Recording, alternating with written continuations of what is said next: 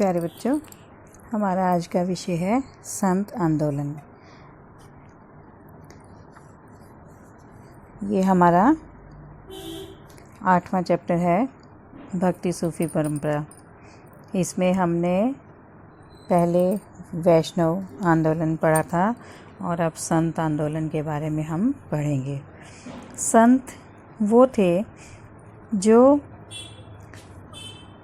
अवतारों और मूर्ति पूजा के विरुद्ध थे। मतलब जो विष्णु के अवतार जिन्होंने पृथ्वी पर जन्म लिया, राम और कृष्ण को माना जाता है और उनकी लोग पूजा करते थे। तो जो संत आंदोलन के भक्त थे उन्होंने अवतारों और मूर्ति पूजा का विरोध किया, इसीलिए उन्हें संत कहा जाता था। उन्होंने निराकार भक्ति पर बल दिया। उनके द्वारा चलाए गए आंदोलन को संत आंदोलन कहा जाता है। संत आंदोलन भक्ति आंदोलन का ही एक हिस्सा था। इसके जो प्रमुख संत थे जिन्होंने संत आंदोलन को आगे बढ़ाने में प्रमुख योगदान दिया, उनके नाम हैं, सबसे पहले नामदेव। नामदेव के बारे में हम पढ़ेंगे। संत नामदेव महाराष्ट्र के रहने वाले थे और उन्होंने समाज में प्रचलित अंधविश्वासों के विरुद्ध प्रचार किया। उन्होंने तीर्थ यात्रा, मूर्ति पूजा, यज्ञ, बलि, संस्कार और व्रत रखने आदि अंधविश्वासों का जोरदार शब्दों में खंडन किया। वो जाति प्रथा के विरुद्ध थे और निराकार, सर्वशक्तिमान और सर्वव्यापक परमात्मा की पूजा करने में विश्वास रखते थे। उनका कहना था कि जो परमात्मा है वो निराकार है, उसका कोई भी आकार नहीं है, सर्वशक्तिमान है, वो सबसे अधिक शक्तिशाली वही है, हर कार्य वो करने में सक्षम है और सर्वव्यापक है और उसे मंदिरों मस्जिदों में जाकर नहीं ढूंढा जा सकता क्योंकि वो हर जगह पर व्याप्त है। कहीं भी हम उसकी पूजा कर सकते हैं, उसकी उपासना कर सकते हैं। इसलिए हमें ऐसे परमात्मा की उपासना करनी चाहिए। इसके साथ साथ उन्होंने लोगों को पवित्र जीवन व्यतीत करने पर भी विशेष बल दिया और समाज में आपसी भ्रातृ भाव या भाईचारे की भावना का प्रचार किया। ऊंच नीच, भेदभाव, जाति प्रथा, इन सब का उन्होंने विरोध किया। अपने विचारों को लोगों में प्रचारित करने के लिए उन्होंने भारत के विभिन्न भागों का भ्रमण किया। वो काफ़ी समय तक पंजाब में भी रहे और गुरदासपुर में उन्होंने अपना प्रचार केंद्र बनाया। उन्होंने मराठी, हिंदी और पंजाबी भाषा में भजनों की रचना की। उनके शब्दों को गुरु ग्रंथ साहिब में भी सम्मिलित किया गया है। गुरु रविदास जी, अगले जो हमारे संत हैं वो गुरु रविदास जी हैं। इनका जन्म बनारस में हुआ था। उनके जन्म और मृत्यु के संबंध में इतिहासकारों में मतभेद है, लेकिन अधिकतर इतिहासकारों के अनुसार गुरु रविदास जी का समय 15वीं शताब्दी का था। उनका अवतारवाद में विश्वास नहीं था, वो एक ईश्वर की भक्ति में विश्वास रखते थे। उनके अनुसार परमात्मा सर्वव्यापक है और सभी के हृदय में निवास करता है। मनुष्य को गृहस्थ जीवन व्यतीत करते हुए परमात्मा की भक्ति करनी चाहिए। मतलब कि कठिन तपस्या के पक्ष में नहीं थे। उन्होंने कहा कि मनुष्य गृहस्थ जीवन व्यतीत करते हुए भी परमात्मा की भक्ति कर सकता है। उन्होंने नाम सिमरन और मन की पवित्रता पर भी बल दिया। उन्होंने तीर्थ यात्रा, मूर्ति पूजा, व्रत, जाति प्रथा, इन सभी को व्यर्थ का ढकोसला बताया। इसके साथ साथ वो हिंदू मुस्लिम एकता के भी समर्थक थे। उनके विचारों से प्रभावित होकर बहुत से लोग उनके अनुयायी बने, इसीलिए उनके शिष्यों की संख्या बहुत अधिक है। उन्हें जो उनके शिष्य थे उन्हें रविदासिये कहा जाता था। मेवाड़ की रानी मीराबाई उनकी सबसे बड़ी भक्त थी और गुरु रविदास जी की वाणी भी गुरु ग्रंथ साहिब में सम्मिलित की गई है। फिर उसके बाद हैं कबीर जी। संत कबीर भक्ति आंदोलन के महान प्रचारकों में से एक थे। उनका जन्म 1398 ईस्वी में बनारस में हुआ था।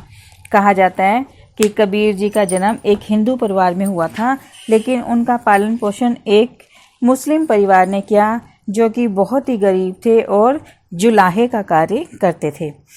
कबीर जी ने जुलाहे के व्यवसाय को अपनाया।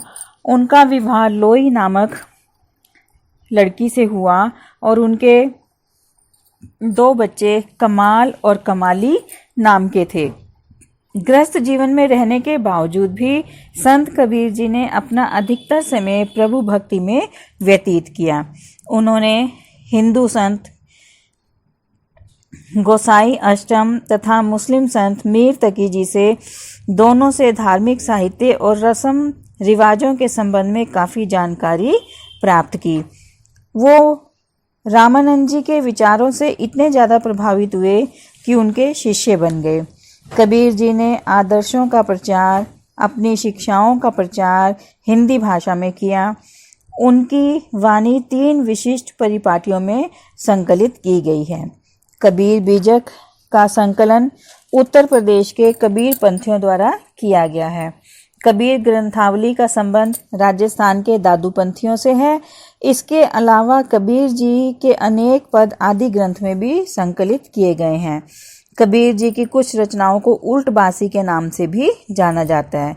ये इस प्रकार से लिखी गई हैं कि उसमें रोजमर्रा के अर्थ को उलट दिया गया, इसीलिए इन्हें उल्ट बांसी के नाम से जाना जाता है। इनका उद्देश्य परम सत्य के स्वरूप को समझने की कठिनाइयों को दर्शाना है। उनकी मृत्यु उत्तर प्रदेश के गोरखपुर जिले के मगहर नामक स्थान पर 1518 ईस्वी में हुई थी। कबीर जी के अनुयायी कबीर पंथी कहलाते थे।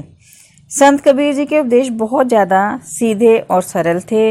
उन्होंने ईश्वर की भक्ति पर बल दिया, एक ईश्वर की भक्ति पर बल दिया। उनके अनुसार चाहे राम चाहे अल्लाह, किसी भी नाम से पुकार लो, ये दोनों एक ही परमात्मा के 2 नाम हैं। परमात्मा ना तो मंदिर में मिलता है, ना मस्जिद में मिलता है, ना बनारस में मिलता है, ना मक्का में मिलता है, वो तो मनुष्य के हृदय में मिलता है। कबीर जी ने समाज में प्रचलित धार्मिक और सामाजिक अंधविश्वासों का भी जमकर विरोध किया।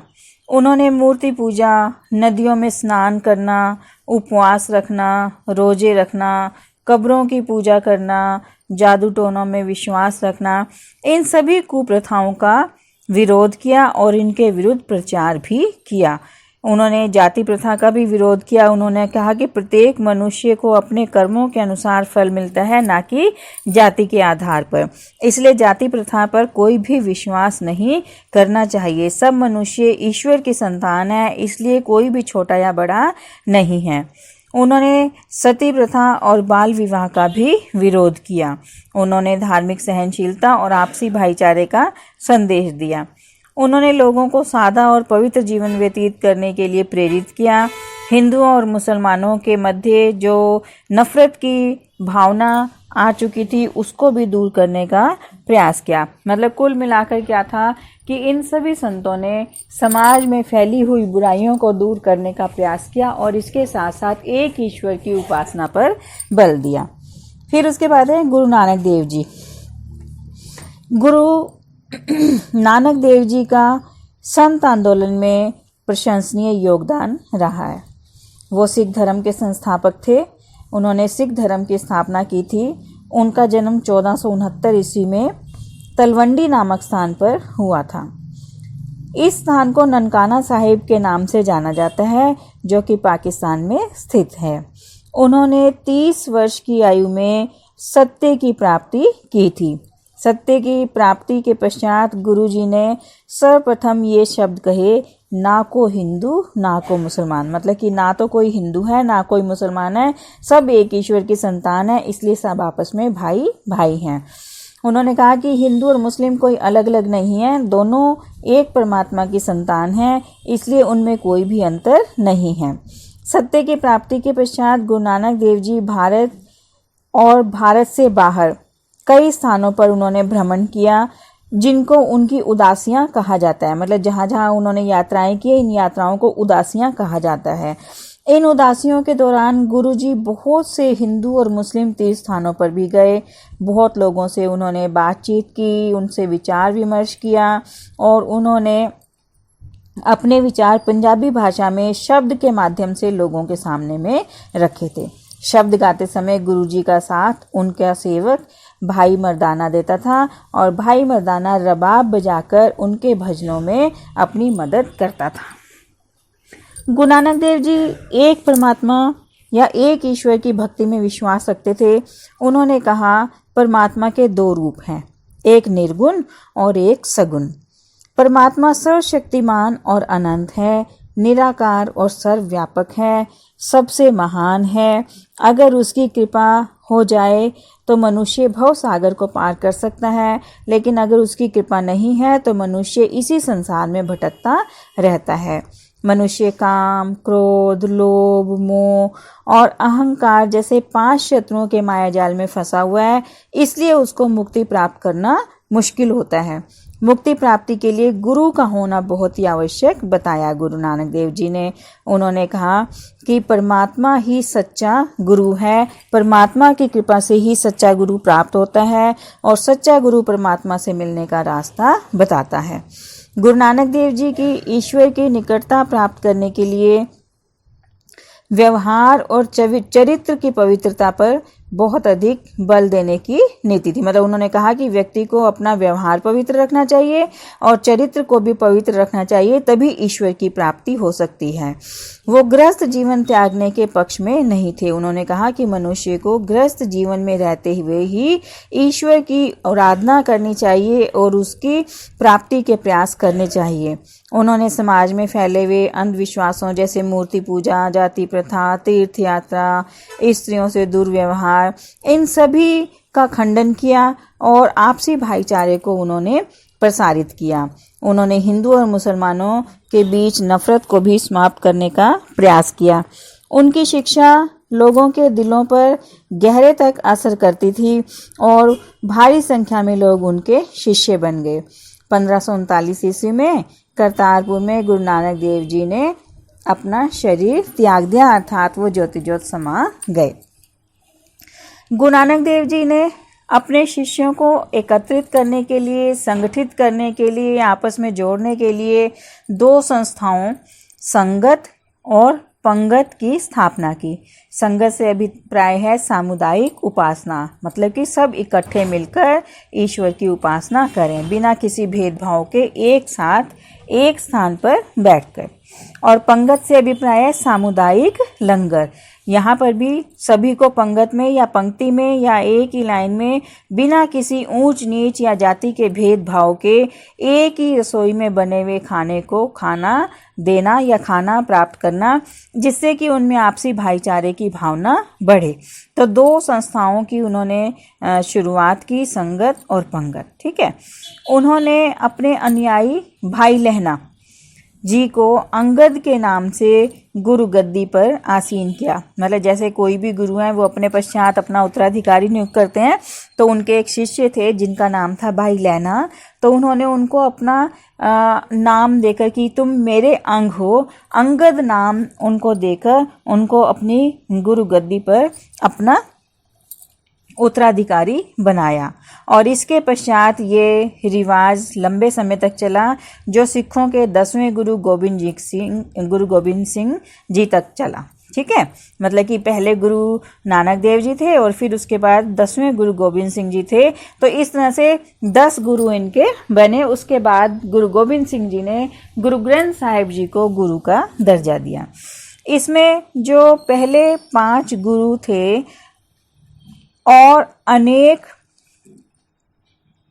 भक्त थे और सूफी संत थे, उन सभी ने गुरु जी के साथ अपनी सहमति जताई और उनकी शिक्षाओं को समझा।